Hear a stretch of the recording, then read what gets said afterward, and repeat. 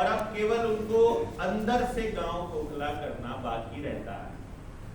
अंदर से खोखला करने के लिए वो आपको कमजोर सबसे पहले करेंगे।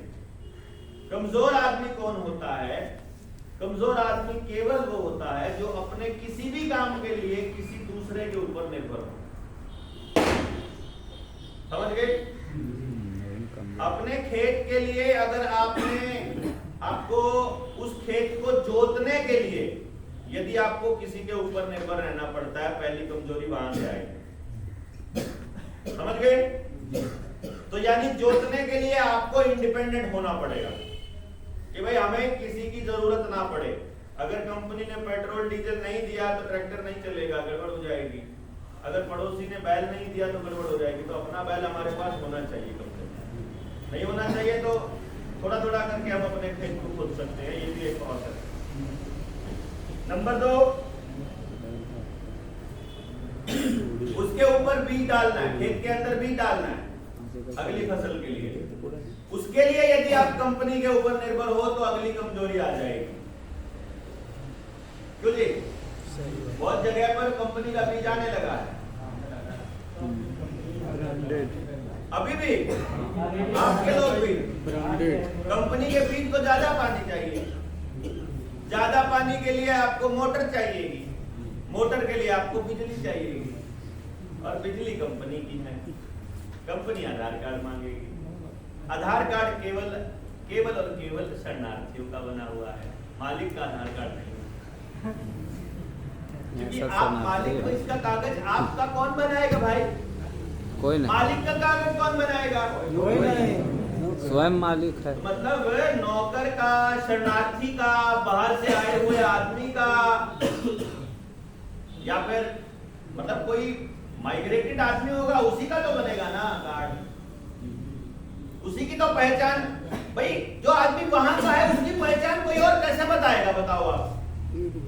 आपकी जमीन की रजिस्ट्री तहसीलदार कर रहा है। क्या तहसीलदार उस जमीन का मालिक है? नहीं।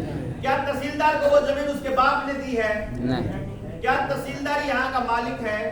जमीन का मालिक ना होकर के क्या वो यहाँ की व्यवस्था का मालिक है? उसको ये अधिकार किसने दिया है? रजिस्ट्री कर रहा, हम दे रहे हैं उसको खामखाई जबरदस्ती, अपनी गर्दन उसके हाथ में पकड़ा रहे हैं। आधार कार्ड बनवा के उसकी गर्दन उसके हाथ में दे रहे हैं, अपनी गर्दन।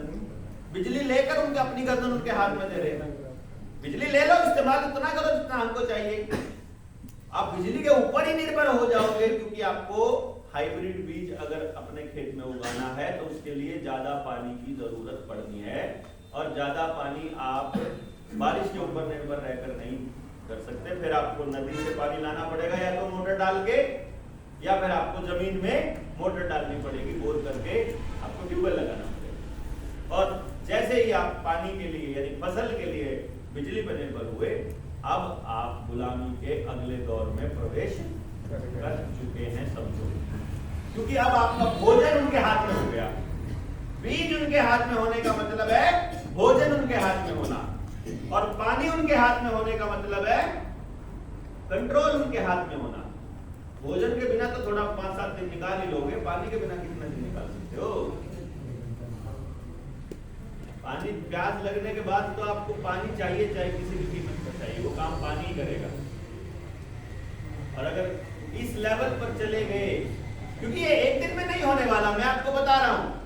आपके यहाँ पर अभी भी कुआं देखा है मैंने, इस एरिया में कुएं हैं।